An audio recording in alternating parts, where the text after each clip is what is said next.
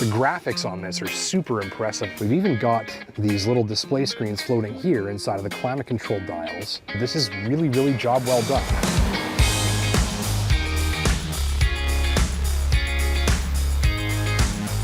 I'm Justin Pritchard. This is the Lexus NX 350, and in this video, we're going to start this video with a walk around of some of my favorite features and touches of the new Lexus NX. Then we're going for a test drive through the highways and back roads of Northern Ontario. And I'll also give you a demonstration of the lighting system so you can see what to expect the first time you drive your new NX after dark. So let's kick things off with some delightful touches that were starting to make themselves apparent from my very first moments driving this machine. So very first thing you're going to notice when you take one of these for a drive is getting into the car. Now watch how this works. Notice this handle doesn't come out. There's just like a little touchpad in there behind it. I don't think we can see that with the camera. It's very slim. But all I'm doing is hitting that with one finger, and it's just like the same amount of effort it would take to click a computer mouse, and then the door's open. One finger, just a little touch, and there it goes. And from inside, very similar. To open the door, we just touch there. That's it. Just a little. This is electronic, so if there's a power loss or the battery fails, you pull instead twice to open it mechanically. Otherwise, you just push in ever so slightly. Can you see that? Look at how easy. It's just the tiniest little click. And so if you're someone that has problems with your hand, maybe arthritis, maybe an injury, this is going to make it really, really easy for you to work those door handles. Same thing on the rear doors, just a little click is going to open that for you. And back here we've got rear heated seat controls, and down a bit lower there we've got some power ports and USB charging ports as well. The next thing that I really like about this is the cruise control. You just press that button and that's it. So when you're driving, you don't have to turn anything on, activate, you just press the button, it holds your speed steady, and that's all there is to it. Hold the brakes and just over and down for drive, over and up for reverse. Neutral, if we need it, is just hold it over here, and push the button for park. So we have door handles that operate with just the tiniest bit of movement. We have cruise control that works with just one touch of a button, and that's it. We have a gear shifter that works with just a tiny bit of movement. Again, all different ways that this works to reduce the effort that you have to put into driving your vehicle. The interior is one of the NX's most valuable assets. On one hand, it's beautifully trimmed and assembled in typical Lexus fashion. Glossy plastic accents and metallic trim intersect and layer with stitched leather, and a playful use of texture and color to convey a rich and high-end feel. There's something nice to look at or touch just about everywhere your eyes and fingers might go exploring. Using virtually any of the stalks, knobs, or dials inside is met with a dense, high-quality feel and sound, too. They've also done a great job of making sure that all of the buttons and dials and switches and things that you can interface with in here have a solid and high-quality feel to them. Let me show you what that sounds like.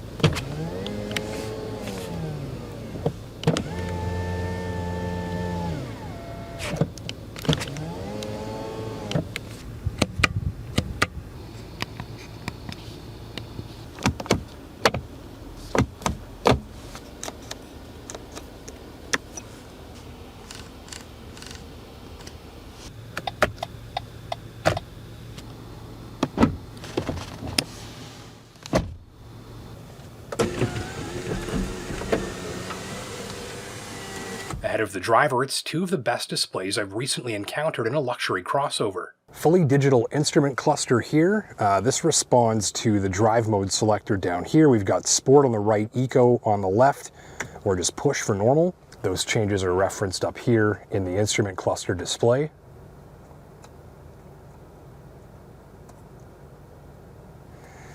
And actually again up here on the central screen, making it easy for you to stay apprised of what's going on with your NX 350 and what drive mode that you're in. This also has one of the best head-up display interfaces I've ever seen. Let me show you how that works. Now it can be a little tricky to get the camera to focus on this, but I think you can see that head-up display sort of floating there. It's projected from down inside of that opening. And if we come away from that for a second and look at the steering wheel controls here, you see that we've got these 4 buttons on this side and 4 buttons on this side, but they're not marked, right? And that's because these are multi-function buttons. We've basically got this button down here, which changes the context of what these buttons do on the left, and same thing on the right. Now watch what happens when I just gently touch the surface of either of these buttons here. We look up to the head-up display, and we can see now I'm just touching the buttons. I'm not actually clicking anything, I'm just sort of rolling my thumb over it.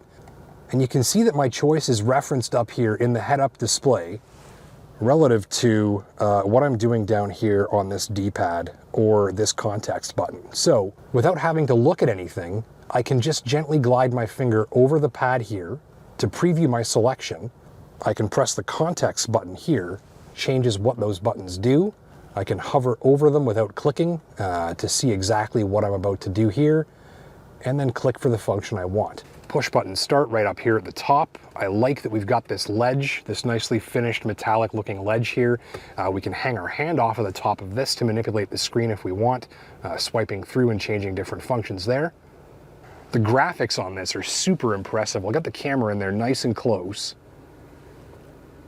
and that should give you a good sense of the quality of screen that we're looking at here. Very nice high-end touch.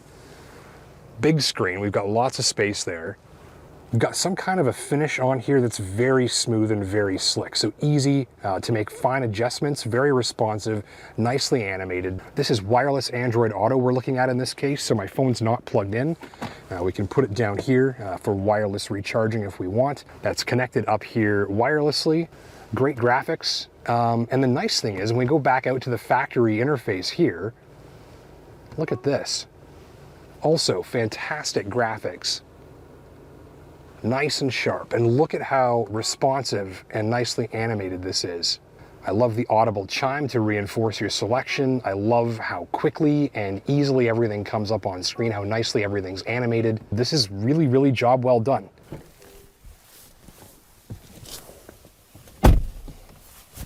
Easy entry and exit. You probably just noticed there, simple kind of lateral butt slide into your seat. No climbing up, no climbing down. I'm 5'10", 200 pounds. In my comfortable seated driving position here, no issue to note with space. Headroom's going to start running out a little bit quickly here. This has a lower sort of roof line. We're losing a bit of headroom there with the sunroof. Otherwise, plenty of room for my legs and knees. All controls with an easy reach here, especially this giant touch screen here in the middle. Logical control placement. Again, no real issues with space. So let's see how someone of my size would fit directly behind themselves.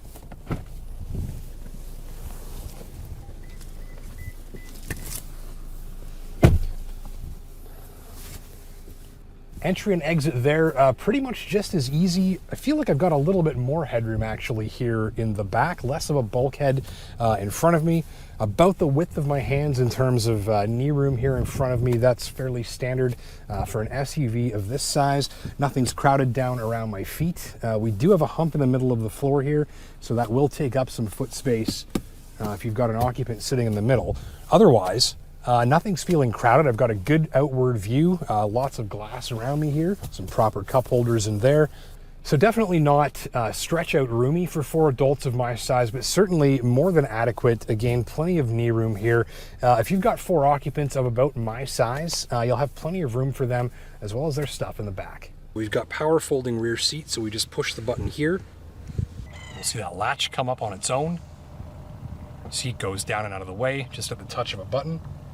And press again.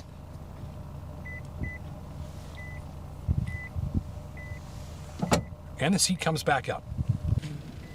Power tailgate, of course, we can close it or close and lock depending which button we press. And even a digital rear view camera mirror that makes it easier for you to see what's behind you. Unobstructed rear view, great graphics on that. If I turn the camera around, you can see your usual rear view out of the vehicle has all kinds of blockages from the seats and the body panels, your passengers if they're sitting back there. With a digital camera mirror like this, I have none of those obstructions or blockages. If I don't want to use this, I can just flip it down this way and use it as a standard rear view mirror. Give you a better look there. You can see how minimal the view is with just the conventional mirror. Or flip it back up. And now I've got that widescreen, high-resolution view of what's behind me. The powerful headlights help reduce the effort that it takes to see detail far up the road in the dark. Just as you'd expect for the dollar, it's LED fired illumination and plenty of it, clean white light galore, and both good reach and good peripheral illumination into tree lines and culverts. It's a lighting system you can take confidence in.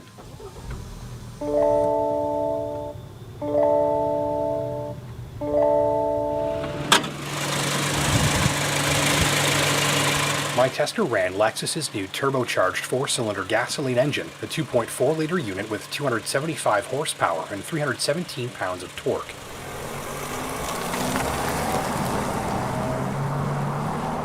That's good for 0 to 100 in about 7 seconds, and there's a new all-wheel drive system this year that's more intelligent and better optimized to a wider range of driving styles. An 8-speed automatic transmission is standard equipment. The Turbo 4 is pleasingly gutsy, especially where its generous low-end snap fires it out of merge lanes and on-ramps with little more than a half jab on the throttle. Abundant low-rev torque means less need to get the engine spinning fast, and lighter-footed drivers will enjoy pleasing response and relatively low noise levels from under the hood. So this engine feels the part where output is concerned, though shoppers after a pleasing soundtrack from their crossover SUV, or conversely, the quietest 4-cylinder engine out there, do have better options.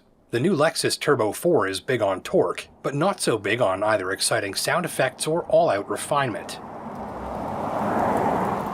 At this price point, roughly $64,000 for my decked-out tester, by the way. I figure the more responsive and character-rich powertrains of competitors like the Acura RDX or Porsche Macan are a better fit for the enthusiast driver, while comparable BMW and Mercedes power plants should prove slightly smoother and quieter when pushed. The soft and easygoing suspension proved ideal for solid ride comfort over the crumbling city and back roads of my Northern Ontario locale. Many luxury sport utes, and especially those with sportier intentions, take roads like this fairly harshly. On the other hand, it does take a pretty unforgiving surface to knock the NX's ride comfort down a few pegs. It pitter-patters over many of the frost heaves and potholes that crank and smash the suspensions in more stiffly sprung machines, and a generous amount of nicely controlled suspension travel keeps the body motions from getting too dramatic on lumpy or frost-heaved surfaces. Other than the odd whack or pop from the shocks on worst-case scenario roads, my tester felt comfortable, solid, and laid back on the sort of surfaces that can make many luxury crossover drivers grit their teeth. If that's important to you, be sure to consider the Porsche Macan, whose ride quality stands up similarly well on surfaces like these relative to its more spirited intentions, as well as the Buick Envision Avenir, one of my favorite luxury SUVs when it comes to backroads ride quality, and a suspension that knows how to take a licking without feeling like it.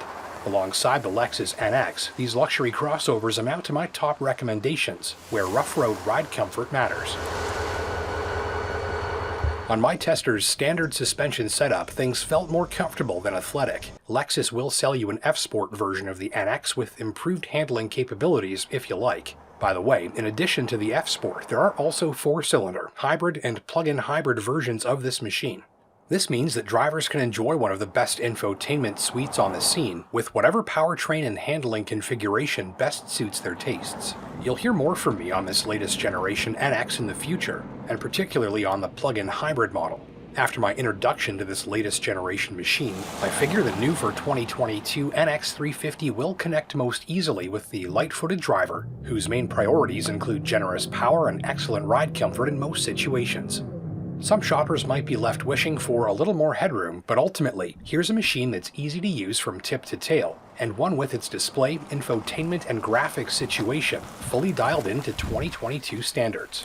It's a great place to relax, unwind, and maybe even take in a beautiful Northern Ontario sunset drive. By the way, most of the 2022 Lexus NX model range is Canadian-built, too. I'm Justin Pritchard. Thank you for watching. Don't forget to hit that like and subscribe button down below so you never miss a new upload. And until next time, take care and drive safe.